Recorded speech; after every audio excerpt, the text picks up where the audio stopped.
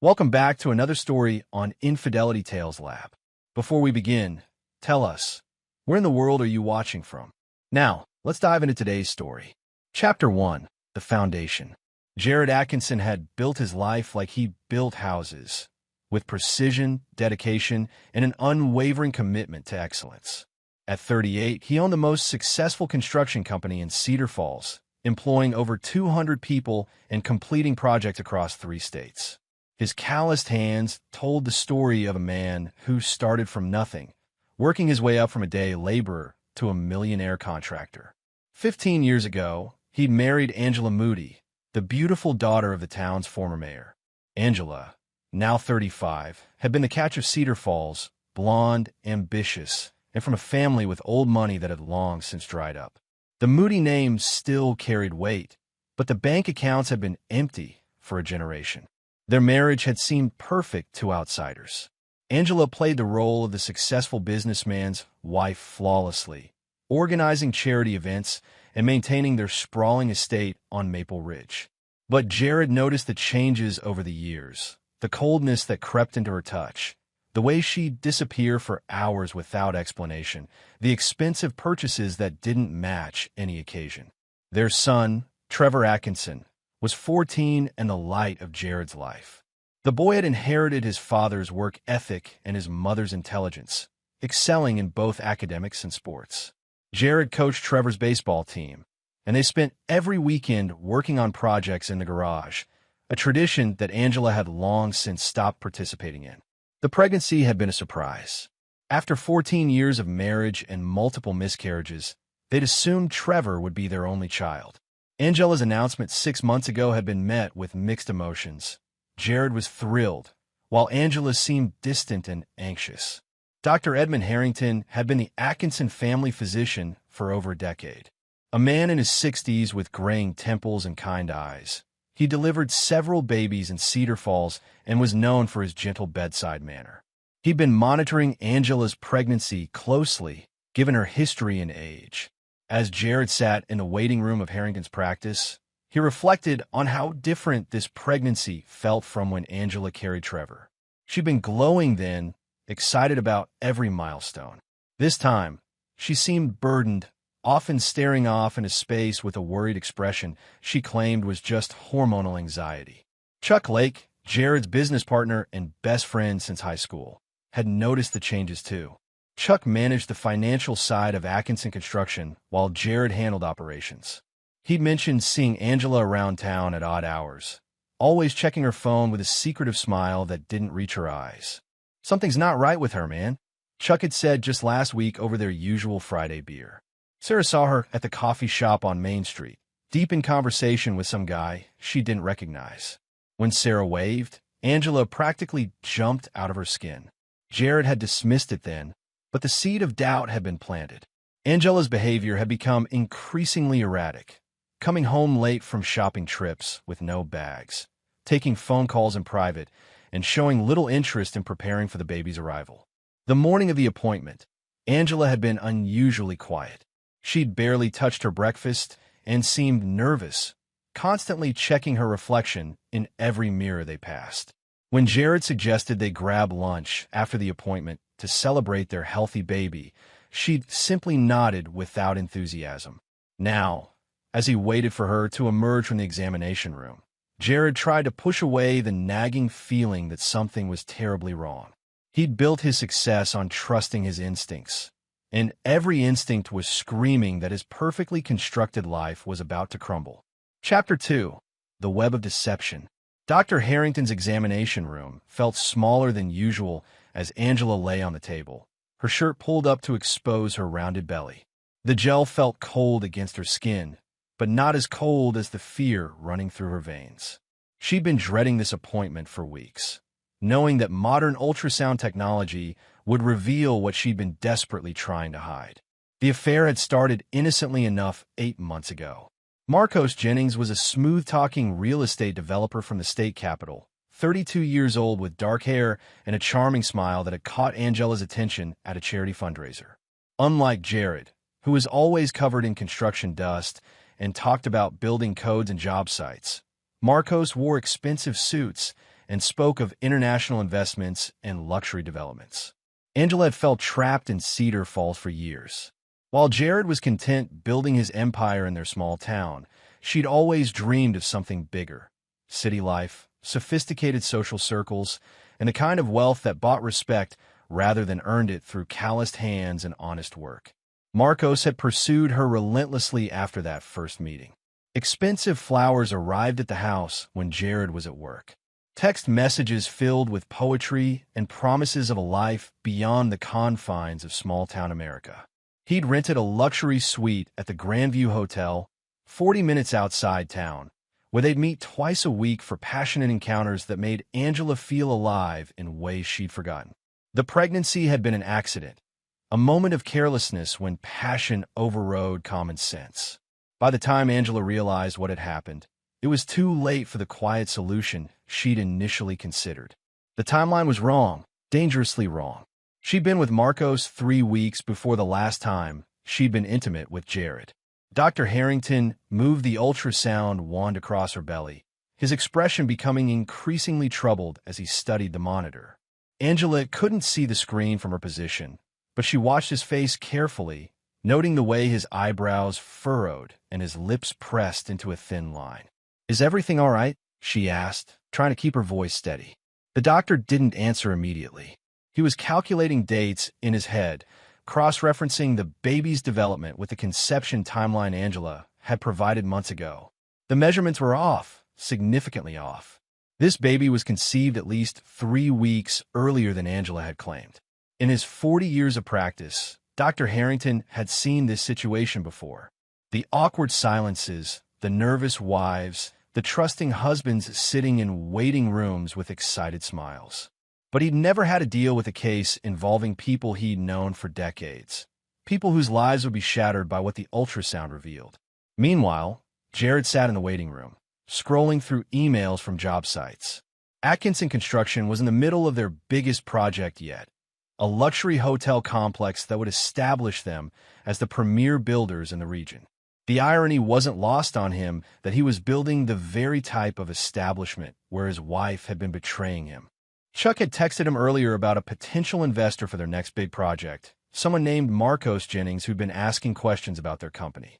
Jared made a mental note to look into it later, always interested in expanding their business relationships. Trevor was at school, probably thinking about the baby sister or brother he'd been eagerly anticipating. He'd already started converting the spare room into a nursery, painting cartoon characters on the walls with the same attention to detail he applied to everything else. Jared smiled, thinking about his son's excitement, unaware that the boy's world was about to be shattered along with his own. Dr. Harrington finally set down the ultrasound wand and turned to Angela with grave eyes. "Mrs. Atkinson, we need to discuss the timeline of this pregnancy. Based on the baby's development, conception occurred approximately 26 weeks ago, not 23 as we originally calculated." Angela's face went pale. 3 weeks. The difference that would destroy everything she'd built over 15 years of marriage. She opened her mouth to speak, but no words came. "I need to speak with your husband," Dr. Harrington said quietly. "This is a conversation that affects both of you, and he deserves to know the truth." As the doctor left to get Jared, Angela closed her eyes and tried to prepare for the end of the world as she knew it. Somewhere across town, Marcos Jennings was probably closing another real estate deal, oblivious to the fact that his secret was about to destroy multiple lives. And in the waiting room, the man who'd loved and trusted her for 15 years was about to learn that his perfect life had been built on a foundation of lies. Chapter 3: The Revelation. Dr. Harrington's hands were trembling slightly as he approached the waiting room. In 4 decades of medical practice, he'd delivered difficult news countless times, but never had the stakes felt so personal. The Atkinson family had been patient since Trevor was born, and Jared had built the addition to his clinic just 5 years ago. This wasn't just about medical ethics. It was about watching a good man's world collapse.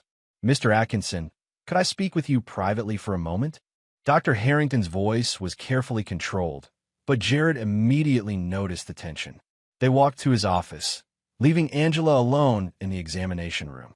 Dr. Harrington closed the door and gestured for Jared to sit, but remained standing himself, pacing slightly as he gathered his thoughts.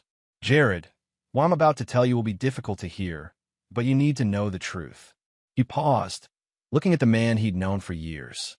The ultrasound shows that the baby's development is inconsistent with the timeline your wife provided. Based on the measurements, conception occurred approximately 26 weeks ago, not 23. Jared's brow furrowed as he processed the information. What does that mean exactly? It means the child couldn't have been conceived during the time frame when you and Angela were together. According to your wife's medical history and our previous discussions, you were away on that construction project in Denver during the conception window. The color drained from Jared's face as the implications hit him like a sledgehammer. The Denver project, he'd been there for 3 weeks in January, the biggest contract Atkinson Construction had ever landed. He'd called Angela every night, missing her terribly, looking forward to coming home to celebrate their success. Are you absolutely certain? Jared's voice was barely above a whisper. Dr. Harrington nodded gravely. I've triple-checked the measurements. There's no doubt about the timing. Jared stood up slowly, his mind racing through the past 6 months. Angela's strange behavior, the secretive phone calls, the distance between them. It all made perfect sense now. He thought about Trevor, probably sitting in algebra class, excited about becoming a big brother to a child that wasn't even his sibling. What do I do now? Jared asked, more to himself than to the doctor. That's not for me to say, Dr. Harrington replied. But Jared, you're a good man. You deserve better than this. Whatever you decide to do, you need to protect yourself and Trevor. As they walked back toward the examination room, Dr. Harrington's advice echoed in Jared's ears. Leave this hospital now and file for divorce. The words had come out before he could stop them, spoken from the heart of a man who'd watched too many good people suffer from betrayal. But Jared Atkinson was not a man who made rash decisions. As they approached the door, he was already calculating, planning. Angela was still lying on the examination table, staring at the ceiling with tears in her eyes. She knew. She'd known all along. Show me, Jared said to Dr. Harrington. Show me the ultrasound. Dr. Harrington hesitated, but turned the monitor toward Jared. There on the screen was undeniable proof, development measurements that corresponded to a conception date that made Angela's betrayal crystal clear. The baby was healthy and growing normally, but it wasn't his. Angela finally looked at him, her eyes filled with tears and desperation. Jared, I can explain. No, he said quietly, his voice carrying a coldness she'd never heard before. You can't.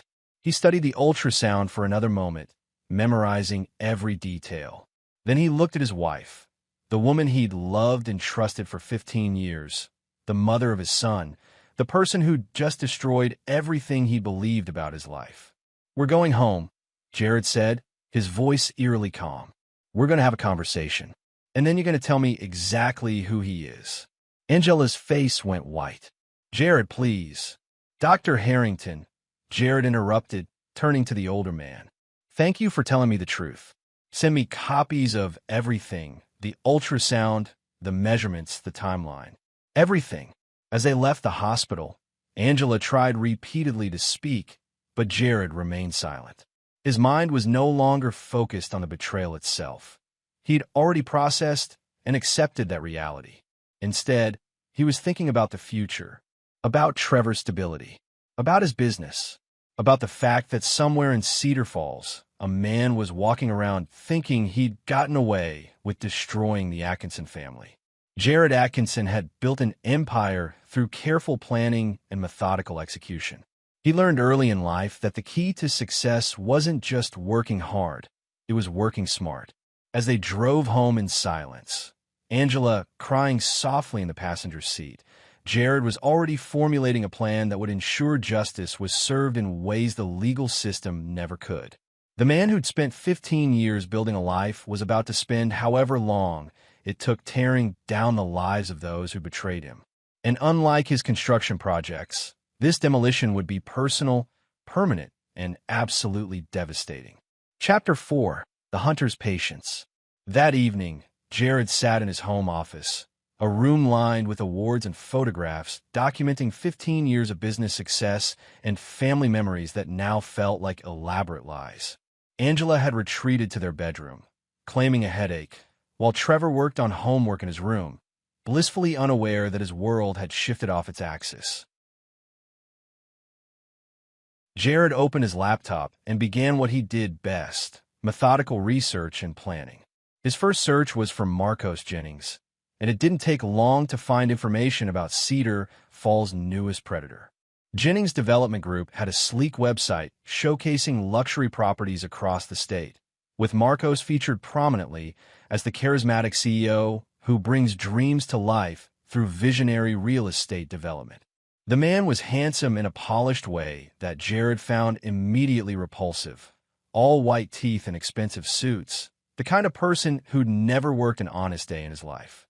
Marcos's LinkedIn profile showed him attending the same charity fundraiser where he'd likely met Angela, and his social media presence revealed a man who thrived on attention and luxury. Digging deeper, Jared discovered that Marcos was married to a woman named Samantha Jennings, a prominent attorney in the state capital. They had twin daughters, aged 10, and live in $1 million home in the city's most exclusive neighborhood. The irony wasn't lost on Jared. This man was destroying multiple families simultaneously. Over the next week, Jared maintained his normal routine while secretly gathering intelligence. He told Chuck that Angela was having pregnancy complications that required rest, which explained her absence from social events and his own distracted demeanor. Chuck, ever loyal, handled extra responsibilities without question. Jared hired a private investigator named Paul Hines, a former police detective who specialized in infidelity cases. Paul was discreet and thorough, exactly what Jared needed. Within 3 days, Paul had documented Angela and Marcos's weekly meetings at the Grandview Hotel, complete with photographs and timestamps that painted a picture of calculated deception. The evidence was damning. Angela had been using money from their joint account to pay for the hotel room. She'd told Jared she was shopping or visiting her sister Muriel in the next town over, but instead was 40 minutes away in a luxury suite, playing house with a man who was lying to his own family just as thoroughly. But Jared wanted more than just evidence of the affair. He wanted to understand the full scope of the betrayal and ensure his response would be comprehensive and permanent. Through Paul's investigation, he learned that Marcos had been planning to leave his wife and move Angela to the state capital, where they'd start fresh with their child and Angela's settlement from the divorce. The plan revealed Angela's complete betrayal. She hadn't just been unfaithful, she'd been planning to destroy their family and take half of everything Jared had built to fund her new life with another man's child. The depth of the deception was staggering. Trevor remained oblivious, excitedly planning for his new sibling and working on the nursery. Watching his son's innocent enthusiasm was torture for Jared, but it also strengthened his resolve. Trevor deserved better than a mother who could lie so thoroughly and a stepfather who was equally dishonest. During this week of investigation, Angela grew increasingly nervous. She could sense Jared's emotional distance, but seemed to believe she could maintain the charade. She even had the audacity to ask him about paint color for the nursery, playing the role of devoted wife while continuing to meet Marcos twice weekly. Jared's respect for his wife evaporated completely as he watched her perform this elaborate deception. The woman he'd loved was revealed to be a skilled manipulator who could look him in the eyes and lie without hesitation. It was a side of Angela he'd never seen, and it disgusted him more than the affair itself. On Friday evening, exactly 1 week after the ultrasound revelation, Jared made his decision. He would not confront Angela yet. That would only force her and Marcos to become more careful or flee. Instead, he would execute a plan that would expose their betrayal publicly while ensuring they face consequences far beyond a simple divorce settlement. As he sat in his office, reviewing Paul's latest report, Jared felt something he hadn't experienced since building his first house: the satisfaction of a perfectly planned project about to come to fruition. Angela and Marcos had made the mistake of underestimating a man who'd built an empire through patience, intelligence, and unwavering determination. They were about to learn that Jared Atkinson was not the simple small-town contractor they'd assumed he was. He was a man with resources, connections, and most importantly, the ruthless focus to ensure that those who betrayed him would regret it for the rest of their lives. The hunting season was about to begin, and Jared Atkinson had never missed his target. Chapter 5. The Trap. 2 weeks after the ultrasound revelation, Jared was ready to spring his trap. He'd spent every moment planning meticulously, using the same attention to detail that had made Atkinson Construction the most successful building company in the region. But this time, instead of creating something, he was preparing to systematically destroy the lives of those who betrayed him. The key to Jared's plan was information Paul Hines had uncovered about Marcos's business practices. Jennings Development Group was heavily leveraged, with several projects dependent on continued investor confidence. More importantly, Marcos had been cutting corners on environmental regulations and safety standards, violations that could result in criminal charges if properly documented and reported. Jared's first move was strategic and seemingly innocent. He arranged a business meeting with Marcos under the pretense of discussing a potential partnership. Atkinson Construction's reputation in the region made them an attractive partner for any developer, and Marcos eagerly agreed to meet. They met at the Cedar Falls Country Club, a place where Jared held considerable influence as a founding member. Marcos arrived in his BMW, dressed in an expensive suit that probably cost more than most people made in a month. The man exuded arrogance, clearly believing he was about to close a lucrative deal with a simple small-town contractor. "Jared, I've heard incredible things about your company," Marcos said, extending his hand with a practiced smile. "I think we could do great things together." Jared shook his hand, noting the soft palm that had never held a hammer or earned an honest callus. "I'm always interested in working with ambitious developers. Tell me about your current projects." Over lunch, Marcos enthusiastically described his various developments, inadvertently revealing details about cost-cutting measures and regulatory shortcuts that Jared mentally cataloged. The man was so confident in his own cleverness that he essentially confessed to numerous violations without realizing it. "I found that sometimes you have to be creative with regulations," Marcos said with a conspiratorial wink. "Environmental impact studies can be interpreted flexibly if you know the right people." Jared nodded thoughtfully, secretly recording the conversation on his phone. "That's very interesting. I'd love to see some of your sites firsthand." They arranged for Jared to visit 3 of Marcos's current projects over the following week. What Marcos didn't know was that Jared was documenting everything: safety violations, environmental damage, code violations, and evidence of bribery. Each site visit provided more ammunition for the eventual legal destruction of Jennings Development Group. Meanwhile, Angela's behavior became increasingly erratic. She'd missed her appointment with Dr. Harrington the previous week, claiming she wasn't feeling well. In reality, she was panicking about the timeline discrepancy and had been researching ways to explain it away. She'd even considered claiming the baby was premature, but the ultrasound measurements made that impossible. Her affair with Marcos continued, but their meetings were now filled with anxiety rather than passion. Angela sensed that Jared knew something, though she couldn't pinpoint exactly what had changed. Marcos dismissed her concerns, confident that his charm and her husband's trusting nature would protect them. During this time, Jared also began securing his assets. Working with his attorney, Jeffrey Dunn, he restructured Atkinson Construction to protect the company from any potential divorce settlement.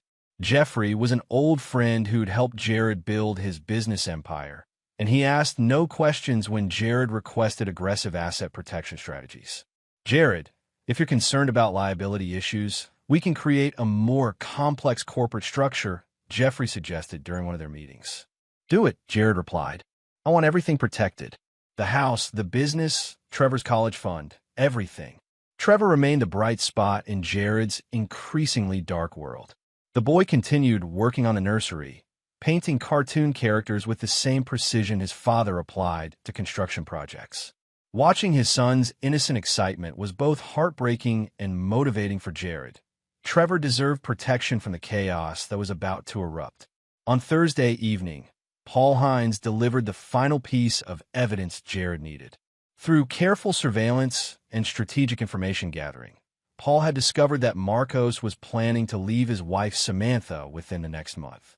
The plan was for Angela to file for divorce immediately after, claiming irreconcilable differences, and then move to the state capital with the baby once it was born. "They've got it all figured out," Paul reported. "Marcos has already put a deposit on a penthouse apartment downtown.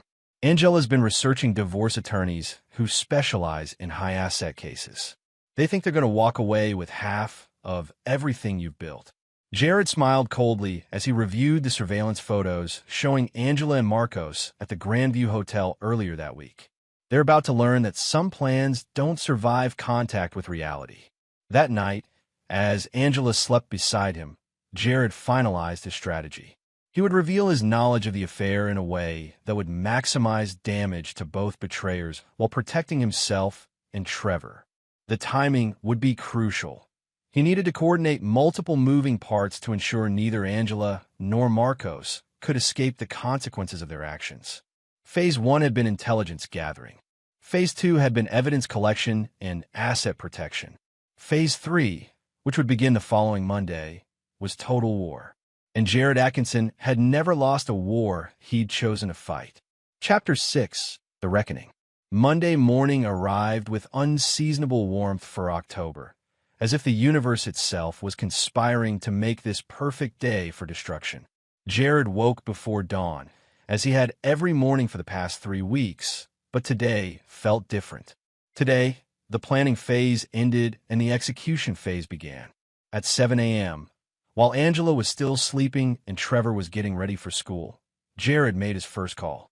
He contacted the State Environmental Protection Agency and reported the violations he'd documented at Marcos' construction sites. The evidence was comprehensive: photographs, recorded conversations, and documentation of illegal dumping and safety violations that put both workers and the public at risk. His second call was to the Internal Revenue Service. Marcos had been bragging about tax strategies that crossed the line into fraud, and Jared had carefully documented every detail. The IRS took such reports seriously, especially when accompanied by substantial evidence. The third call was to Samantha Jennings, Marcos' unsuspecting wife. Jared had debated this decision, but ultimately decided she deserved to know the truth about her husband's double life. "Mrs. Jennings, my name is Jared Atkinson. I have information about your husband that you need to know. Could we meet for coffee this morning?" Samantha's voice was cautious but curious. "I'm not sure what this is about, Mr. Atkinson." "Your husband is having an affair with my wife, and they're planning to leave their families. I have extensive documentation, and I thought you should see it before making any decisions about your future." The silence on the other end lasted nearly 30 seconds before Samantha spoke again. "What kind of documentation?" They arranged to meet at a coffee shop near Samantha's law office. Jared brought copies of everything: surveillance photos, hotel receipts, text messages that Paul had obtained through various means, and the ultrasound that proved Angela was carrying Marcos' child. Samantha Jennings was an impressive woman, intelligent, composed, and clearly devastated by the evidence, but determined to handle the situation professionally. As a family law attorney, she understood the implications immediately. "This is comprehensive," she said, reviewing the documents. "You've essentially built an airtight case against both of them." "That was the intention," Jared replied. "Your husband has been planning to leave you for my wife. They think they're going to take half of everything I've built to fund their new life together." Samantha's eyes hardened. "Not if I file first. Marcos doesn't know that I've been documenting his suspicious behavior for months, combined with your evidence." They spent the next hour coordinating their strategies. Samantha would file for divorce that afternoon, seeking full custody of their daughters and requesting forensic accounting of all Marcos' business dealings. Her legal connections would ensure the process moved quickly and aggressively. Meanwhile, Angela was at Dr. Harrington's office for a rescheduled appointment she couldn't avoid any longer. The doctor had insisted on seeing her after she'd missed the previous week's visit. She sat nervously in the waiting room, unaware that her world was already beginning to collapse around her. At noon, Jared returned home to find Angela in the kitchen, preparing lunch with nervous energy. She looked up as he entered, attempting a smile that didn't reach her eyes. "How was your morning?" she asked, her voice artificially bright. "Productive," Jared replied, setting his briefcase on the counter. "We need to talk." Something in his tone made Angela freeze. She'd been dreading this conversation for weeks, but had hoped she could maintain the charade until the baby was born and she could execute her escape plan with Marcos. "What about?" she asked, though she already knew. Jared opened his briefcase and removed a manila folder. He spread its contents across the kitchen table: surveillance photos, hotel receipts, ultrasound images, and documented evidence of Angela's affair. The evidence was overwhelming and undeniable. Angela's face went white as she stared at the photographs of herself and Marcos at the Grandview Hotel. "Jared, I can explain." "No," he said quietly. "You can't, because there is no explanation that justifies what you've done to our family." He sat down across from her, his voice remaining calm and controlled. "I know about Marcos Jennings. I know about your weekly meetings at the Grandview Hotel. I know that the baby you're carrying is his, not mine. And I know about your plan to divorce me and move to the state capital with my money." Angela began crying, but Jared felt no sympathy. The woman sitting across from him was a stranger who'd systematically destroyed 15 years of marriage and trust. "I also know," he continued, "that you've been planning this for months. The hotel receipts go back to January, when I was in Denver closing the biggest deal of my career. While I was working 18-hour days to secure our future, you were planning to destroy it." "Jared, please," Angela sobbed. "It's not what you think." "It's exactly what I think," he replied. "But here's what you don't know. As of this morning, Marcos Jennings is facing federal environmental violations charges, IRS fraud investigations, and a divorce filing from his wife, who now has all the evidence of his affair. His business will be destroyed, his assets frozen, and his reputation ruined." Angela's crying stopped as the implications hit her. "What did you do?" "I protected my family and ensured that the people who betrayed us faced appropriate consequences," Jared said. "Marcos won't be taking care of you or your baby. He'll be lucky if he's not in federal prison." As if on cue, Angela's phone buzzed with a text message from Marcos. "Emergency. Need to talk immediately. Everything's falling apart." Jared watched his wife read the message, seeing the exact moment when she realized that her carefully planned escape route had been completely eliminated. The man she'd betrayed her family for was about to become a liability rather than a salvation. "Pack your things," Jared said, standing up. "You have until Trevor gets home from school to leave this house.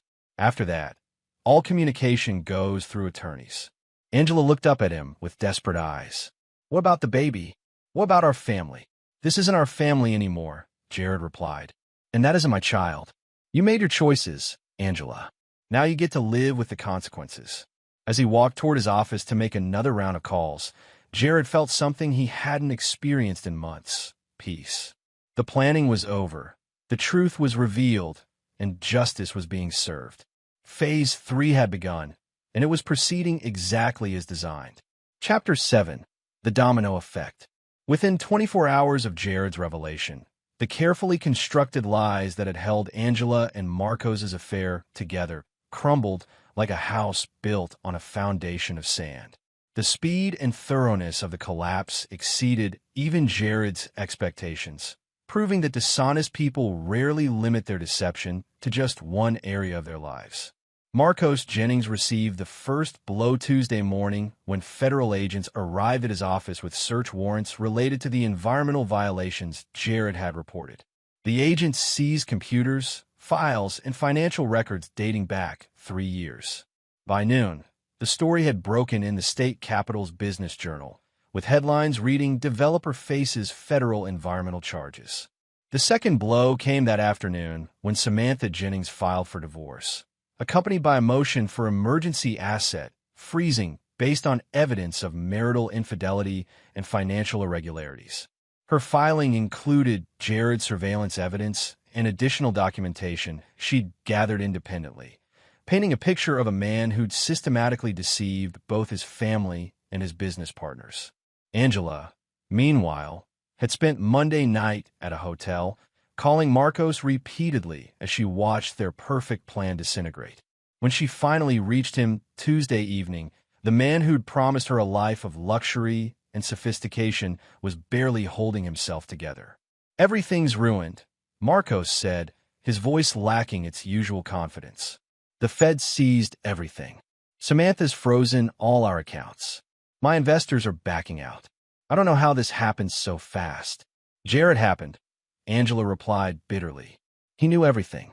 He's been planning this for weeks." "What do you mean he knew everything?" Angela explained the ultrasound revelation and Jared's methodical investigation. As she spoke, Marcos realized the scope of the trap that had been set for them. The simple contractor he dismissed as an easy mark had orchestrated their destruction with precision that would have impressed a military strategist. "We need to figure this out," Marcos said, but his voice lacked conviction. "Maybe we can." "There is no we anymore," Angela interrupted. "You're about to lose everything, and I'm pregnant with your child. How exactly are you going to take care of us now?" The conversation ended with Marcos hanging up, leaving Angela alone in a hotel room, surrounded by the wreckage of her choices. The man she betrayed her family for had revealed himself to be exactly what Jared had always been, but in reverse. Where Jared was reliable, Marcos was weak. Where Jared was principled, Marcos was selfish. Where Jared fought for his family, Marcos abandoned his responsibilities at the first sign of trouble. Wednesday brought more devastating news for both betrayers. The IRS announced a full audit of Jennings Development Group, with potential criminal charges pending. 3 major investors pulled out of Marcos's projects, citing reputational concerns. His business lawyer informed him that the company would likely be forced into bankruptcy within 60 days. For Angela, the reality of her situation became increasingly clear. Her sister Muriel refused to let her stay at her house, disgusted by Angela's betrayal of Jared and Trevor. Her parents, the once proud Moody family, were mortified by the scandal and offered only cold disapproval rather than support. Chuck Lake, meanwhile, proved his loyalty to Jared by ensuring that word of Angela's affair spread through Cedar Falls' tight-knit business community with surgical precision. By Wednesday evening, everyone who mattered knew exactly what had happened and where the blame lay. Public opinion was overwhelmingly supportive of Jared and contemptuous of Angela's betrayal. Trevor handled the news with the same maturity he applied to everything else, though Jared could see the pain in his son's eyes. "Is Mom ever coming home?"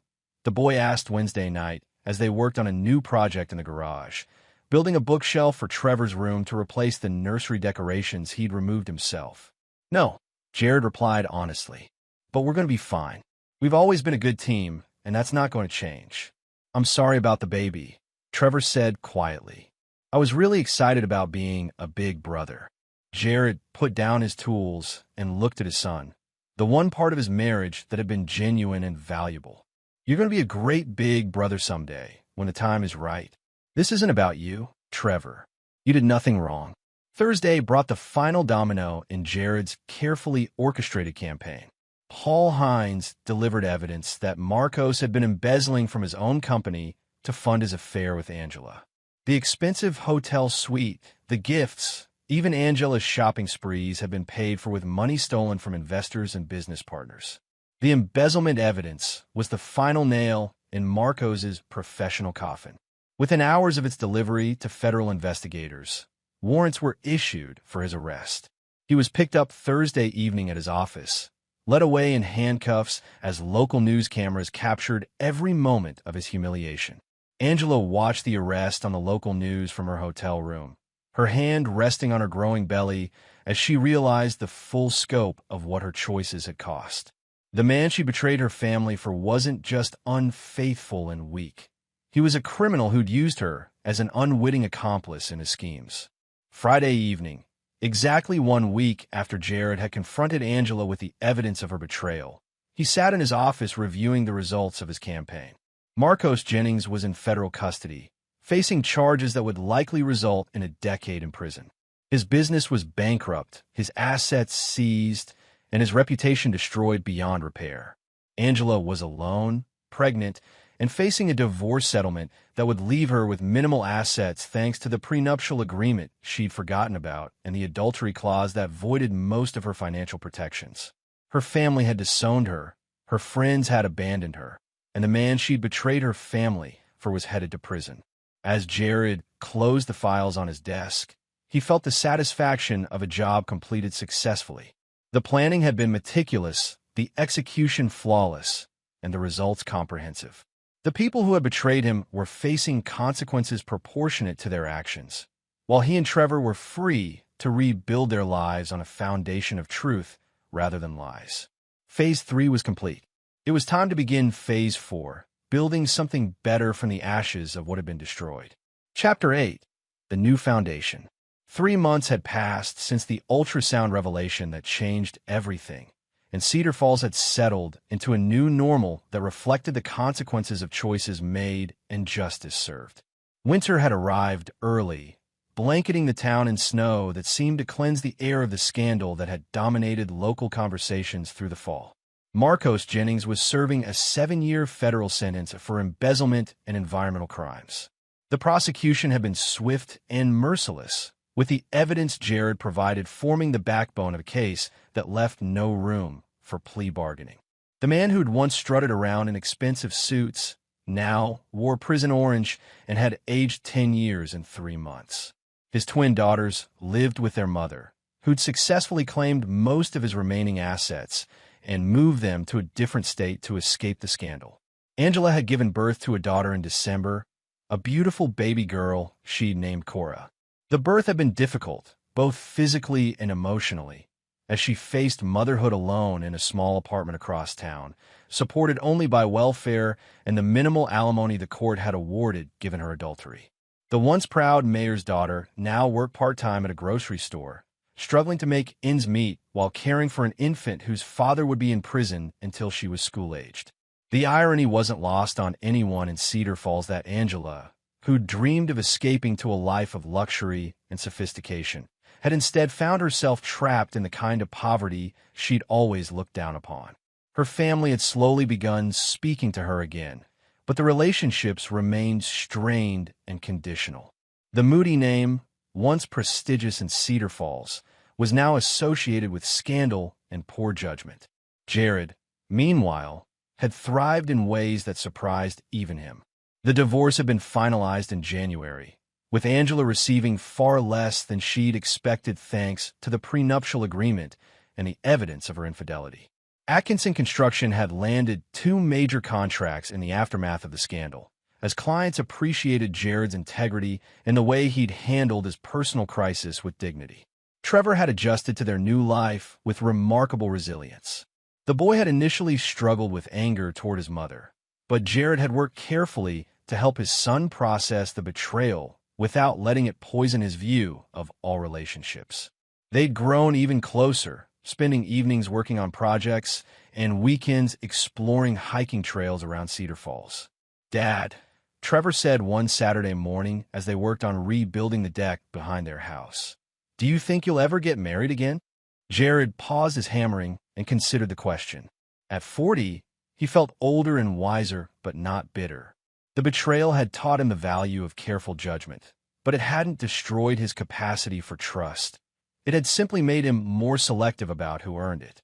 "Maybe someday," he replied honestly, "but not until you and I have finished building our new life together.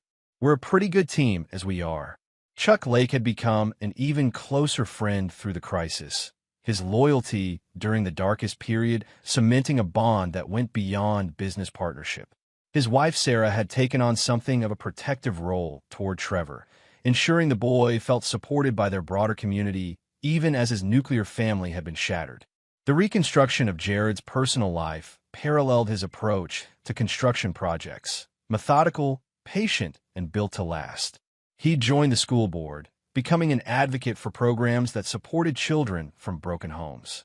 He'd started a scholarship fund in Trevor's name, helping local students afford trade school or college. Dr. Harrington had retired in December, selling his practice to a younger physician but remaining in Cedar Falls. He occasionally joined Jared for coffee, and their conversations often touched on the ethical challenges of truth-telling and the unexpected ways that honesty could lead to justice. "You did the right thing," the old doctor had said during one of their conversations. "It took courage to tell you the truth, but it would have been worse for everyone if I'd stayed silent." Including Angela, Jared had replied. Living a lie was destroying her, even if she couldn't see it. The truth gave her a chance to face reality and maybe become a better person. By spring, Angela had indeed begun showing signs of personal growth, though it came at a tremendous cost. The struggle of single motherhood and financial hardship had stripped away the entitlement and superficiality that had characterized her personality for years. She worked hard at her job, cared devotedly for Cora, and had begun attending counseling sessions to understand how she'd made such destructive choices. She occasionally saw Jared around town. Cedar Falls was too small to avoid each other completely, but their interactions were brief and polite. The anger had faded, replaced by something closer to pity on his part and regret on hers. They'd both moved beyond the hatred and hurt to a place where they could coexist peacefully while living entirely separate lives. Trevor had asked to meet his half-sister, and after careful consideration, Jared had arranged supervised visits. The boy was curious about Cora, but clear that Angela's choices had consequences that affected their relationship permanently. He was polite but distant during visits, protective of his loyalty to his father while maintaining basic human decency toward his mother. As spring turned to summer, Jared reflected on the year that had changed everything. The betrayal had initially felt like the end of the world, but it had actually been the end of a lie that had been slowly poisoning his life for years.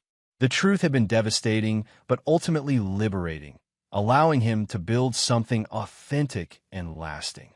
Standing on his rebuilt deck one evening, watching Trevor practice baseball in the backyard, Jared felt something he hadn't experienced in years. Complete contentment with his life as it actually was, rather than as he'd imagined it to be.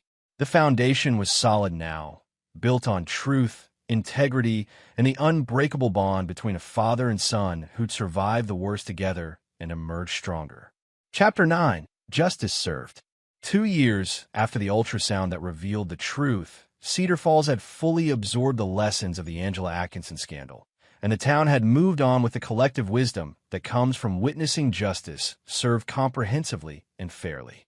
The story had become something of a local legend, a cautionary tale about the consequences of betrayal and the rewards of integrity.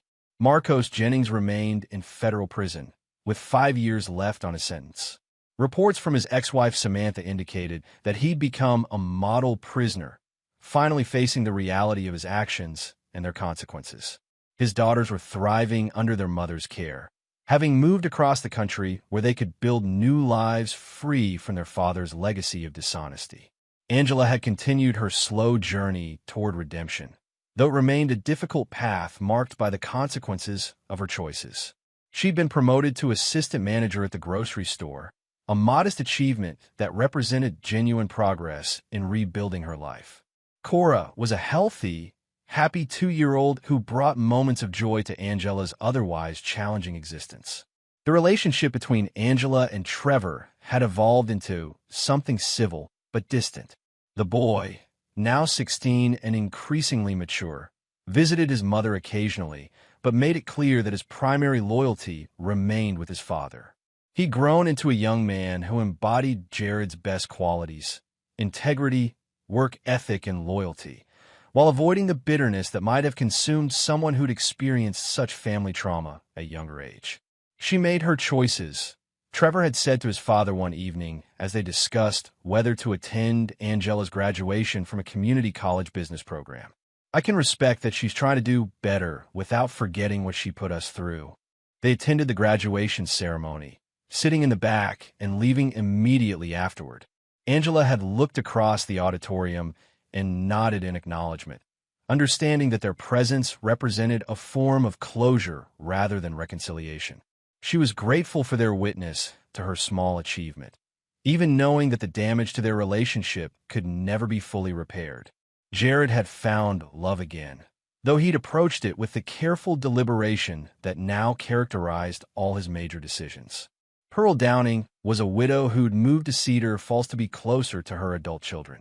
She was kind, intelligent, and shared Jared's values of honesty and hard work. Their relationship had developed slowly over 18 months, with both understanding the importance of building something genuine rather than rushing into commitment. Trevor approved of Pearl, appreciating her respect for his relationship with his father and her understanding that she wasn't trying to replace his mother, but rather to add something positive to their lives.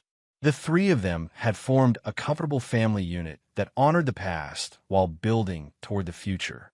Atkinson Construction had grown dramatically, expanding into 3 states and employing over 400 people. The company's reputation for integrity had become its greatest asset, with clients specifically seeking them out because of Jared's character. The scandal that could have destroyed him had instead become proof of his principles and judgment. Chuck Lake had become a full partner in the business, their friendship deepened by the trials they'd weathered together. Chuck's wife Sarah had developed a close relationship with Pearl, creating a social circle that supported both couples while respecting their individual needs and boundaries. Dr. Harrington, though retired, remained a respected figure in Cedar Falls, often cited as an example of professional integrity who'd chosen truth over comfort when faced with a difficult situation. His courage in revealing Angela's deception had prevented years of additional deception and allowed everyone involved to face reality and make better choices. Paul Hines, the private investigator who'd helped Jared gather evidence, had become something of a local celebrity, with other betrayed spouses seeking his services based on his thorough and professional work on the Atkinson case. He developed a reputation for discretion and competence that made him the go-to investigator for sensitive family matters throughout the region. On a warm Saturday evening in June, exactly 3 years after the ultrasound revelation, Jared stood on his deck. The same deck he'd rebuilt during the darkest period of his life, surrounded by the people who'd proven their loyalty and worth. Chuck and Sarah were there with their children. Pearl was helping Trevor prepare for his senior year of high school. Jeffrey Dunn, his attorney, had stopped by with his family for the barbecue that had become an annual celebration of survival and renewal. As Jared watched this gathering of genuine relationships built on truth and mutual respect, he reflected on the journey that had brought him to this moment. The betrayal that had nearly destroyed him had ultimately saved him from a life built on lies. The pain that had seemed unbearable had led to growth and wisdom he wouldn't have gained any other way. "Any regrets?" Pearl asked, joining him at the deck railing as the sun set over Cedar Falls. Jared considered the question seriously, as he did all questions about the past 3 years. About trusting too much initially? No. About how I handled the truth when I learned it? No. About the consequences that followed? No. He looked across the yard, where Trevor was showing Chuck's youngest son how to properly swing a baseball bat, the same patient instruction Jared had received from his own father decades ago. The cycle of positive influence continued, unbroken by the betrayal that had threatened to poison everything good in his life. "The only regret I have," Jared continued, "is that it took a crisis to show me the difference between the life I thought I wanted and the life I actually needed. But even that wasn't really a mistake. It was education." As the evening wound down and their friends departed, Jared felt the deep satisfaction that comes from surviving the worst and building something better from the wreckage. Angela and Marcos had paid the full price for their betrayal, not through revenge, but through the natural consequences of their choices and the justice that follows when truth replaces lies. The foundation was solid now, built on bedrock rather than sand. Whatever the future held, Jared knew he was ready for it, surrounded by people whose love was genuine and whose loyalty had been tested and proven. Justice had been served, not through hatred or bitterness, but through the simple act of refusing to live a lie and insisting that actions have consequences. In Cedar Falls, the story of Jared Atkinson had become more than local legend. It was proof that integrity, patience, and careful judgment could triumph over deception, betrayal, and selfishness. The man who'd lost everything had gained something more valuable: a life built on truth, surrounded by people worthy of trust, and anchored by the unshakable knowledge that he'd faced the worst and emerged victorious. The ultrasound that had revealed the lie had ultimately delivered the truth that set everyone free. And in the end, that truth had been worth every moment of pain it had cost to uncover. And there you have it. Another story comes to an end. What did you think? I'd love to hear your thoughts in the comments below. If you enjoy this story, consider joining our community by subscribing. It means the world to us. For more stories like this one, check out the recommended videos on screen. And I'll see you there.